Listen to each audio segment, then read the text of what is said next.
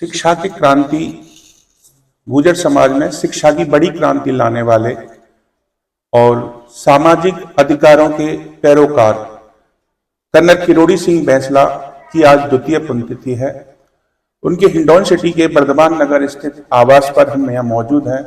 बड़ी संख्या में लोग श्रद्धा सुमन के लिए उपस्थित हुए हैं। कर्नल साहब की पुत्री सुनीता बैंसला जी और उनके पुत्र हमारे साथ मौजूद हैं।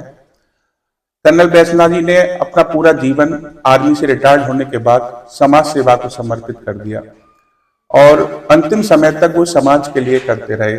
आज गुर्जर समाज में देखा जाता है शिक्षा की एक बड़ी अलग जगह है। उनका पूरा का पूरा श्रेय कर्नल बैंसला जी को जाता है। उनकी नीतियां आगे कैसे और अग्रसर बने, लोग और ज्यादा से ज्यादा लोग उनकी आदर्शों को अपनाएं, इस बारे में बात करते हैं अपन उनकी पुत्री सुनीता बैंसला जी से।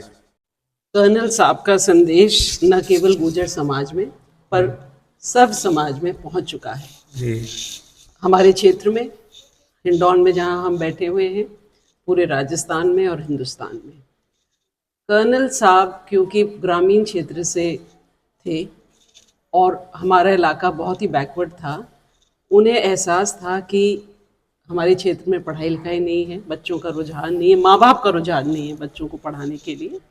तो उन्होंने इस बात को समझ करके उन्होंने रिटायरमेंट के बाद ये संदेश दिया कि सब शिक्षा पर ध्यान दो। उनका आंदोलन भी, अगर आप पूरे 10 साल की स्टडी करें या 30 साल की स्टडी करेंगे, आप पाएंगे कि आरक्षण की डिमांड के साथ साथ सरकारों से तो उन्होंने आरक्षण की डिमांड करी, पर अपने समाज से उन्होंने शिक्षा की डिमांड करी कि आप सब पढ़िए, अपने बच्चों को पढ़ाइए, बच्चियों को पढ़ाइए, अपना पैसा शिक्षा पर खर्च करिए, गुड हेल्थ और गुड एजुकेशन पे खर्च करिए। कर्नल साहब का ये संदेश सबके मन में बस गया है, नॉट ओनली गुर्जर समाज, सर्व समाज में बस गया है। और आपको आश्चर्य होगा ये जानकर के और खुशी भी होगी कि कर्नल साहब के 4 जो आदर्श है, अच्छी शिक्षा, अच्छा स्वास्थ्य, पढ़ी लिखी माँ, कर्ज मुक्त समाज, ये केंद्रीय मंत्री, माननीय बहुत सारे केंद्रीय मंत्री इन बातों को दोहराते हैं और वो मानते हैं कि रहा है एक योद्धा जिसने इतना महत्वपूर्ण संदेश, पूरा सोशल इकोनॉमिक रेवोल्यूशन लाने वाला संदेश बहुत ही कम शब्दों में उन्होंने कम्युनिकेट किया है एक बहुत पिछड़े हुए वर्ग को, और एक रास्ता दिखाया है कि कैसे हम नेशनल मेन स्ट्रीम में शिक्षा के माध्यम से एंटर करें और अपना योगदान देश के लिए दें।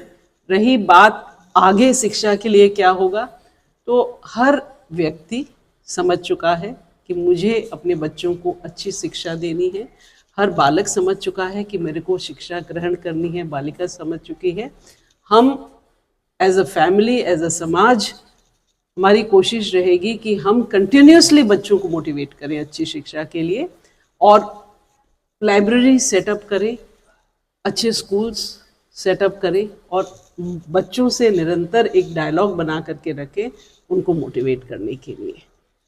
कर्नल किरोड़ी सिंह जी बैंसला जी ने शिक्षा के साथ सामाजिक कुरीतियों को दूर करने पर भी विशेष फोकस किया था।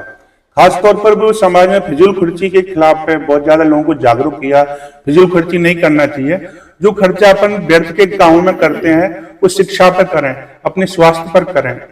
अब देखा जा रहा है कि लगभग गुर्जर समाज में या और दूसरे अन्य समाज जो एमबीसी से जुड़े हुए हैं उनमें ये चीज कम होती जा रही है। तो आपकी ओर से ऐसे आगे क्या प्रयास रहेंगे कि कर्नल बैंसला जी की जो मुहिम है उन्होंने शुरू की थी उसको अपन ज्यादा से ज्यादा लोगों तक पहुंचे और वो सार्थक बने? सबसे बड़ा कम्युनिकेशन जो हमको बच्चों से, यूथ से, समाज से करना है कि आ चुके हैं, विचारों में तो है ही हैं, तस्वीरों के रूप से, माध्यम से भी वो हर घर में पहुंच चुके हैं। और कर्नल साहब को जब हर व्यक्ति, हर बालक देखेगा तो उनके बारे में सोचेगा कि वो कैसे व्यक्ति थे। मेरा ये मानना है कि समाज को फोकस करना चाहिए कि आने वाली पीढ़ी कर्नल साहब जैसी बने, उनके विचारों को स्वीकारे, ग्रहण करे और उनके जैसा चरित्र हो। चरित्र कैसा? बिल्कुल साफ सुथरा, ईमानदार, जिसमें कोई लोभ नहीं, कोई लालच नहीं, कोई किसी दूसरे की एक चवन्नी के प्रति भी इतना सा भी आकर्षण नहीं होना, त्याग करना, सही बात को कहना, और जो उदाहरण उन्होंने अपने जीवन से दिया है, हम सब बच्चों को अच्छा पढ़ाया, हमारे को पैसा सिर्फ हमारी शिक्षा पर खर्च किया, हम में से हम सब के बच्चों की शादियां हो चुकी है, हमारी अपनी शादियां हो चुकी है, कोई फालतू खर्चा किसी ने नहीं किया। ये हम एक निजी उदाहरण सबको देना चाहते थे। कर्नल साहब ने हमारी शादियों पर भी बहुत सरल रूप से शादी ब्याह किए। तो ये बात हमको हर आदमी, हर महिला, हर बच्चे तक कम्युनिकेट करनी है कि आप कर्नल साहब जैसा बने। और एक हमारी संस्था है जिसमें कर्नल साहब चेयरमैन थे, उसका अटेम्प्ट यही है, एंडेवर यही है कि एजुकेशन सब तक पहुंचाए और अच्छे वैल्यूज, गुड वैल्यूज बच्चों को और पेरेंट्स तक वो कम्युनिकेट करें। तो हम इस पर फोकस करते रहेंगे। कर्नल साहब का एक मानता ये भी थी कि अपन जब तक राजनीति में उच्च पद पर नहीं पहुंच पाएंगे तब तक सामाजिक न्याय भी नहीं दिला पाएंगे सही तरीके से। यही कारण था कि उन्होंने चुनाव भी लड़ा था टोंक लोकसभा क्षेत्र से, तो हालांकि वो सफल नहीं हो पाए, वो अलग बात है, चुनाव में होता रहता है। तो आप क्या मानती हैं कि राजनीतिक पहुंच के बिना सामाजिक न्याय संभव नहीं है? कर्नल साहब जैसा बताया करते थे, ऐसा संभव है? किसी भी समाज से एक दो कुछ लोग सफल हो सकते हैं, पर सबका सफल होना, उसके लिए राजनीतिक शेयर चाहिए राजनीति में। जी। जहाँ पॉलिसीज बन रही हैं, जहाँ पॉलिसीज एग्जीक्यूट हो रही हैं, जहाँ डिसीजन मेकिंग हो रही है, उसमें आपका रिप्रेजेंटेशन होना बहुत ज़रूरी है, चाहे वो लोएस्ट पंचायती राज इंस्टीट्यूशन हो या हमारे सबसे बड़ी पंचायत पार्लियामेंट हो।